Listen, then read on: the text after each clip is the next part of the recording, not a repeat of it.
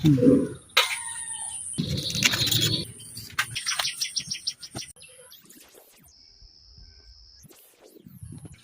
আমি রান্না করব কচুর ফুল। এবার কচুর ফুলগুলোকে ভালো করে ধুয়ে নেব।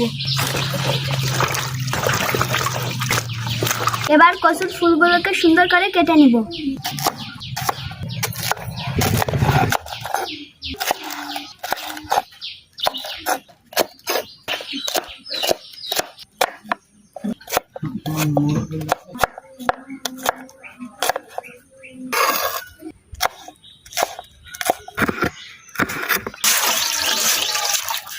গরম পানি দিয়ে ফুলগুলো ভালো করে সিদ্ধ করে নিব।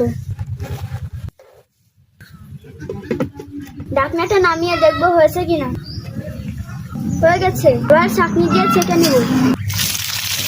এবার তেল দিয়ে দিব। এক এক করে সব মশলাগুলো দিয়ে দিব।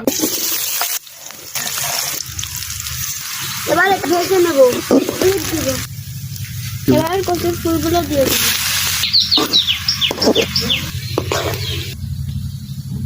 এই তো হয়ে গেছে। এবার নামিয়ে রাখবো।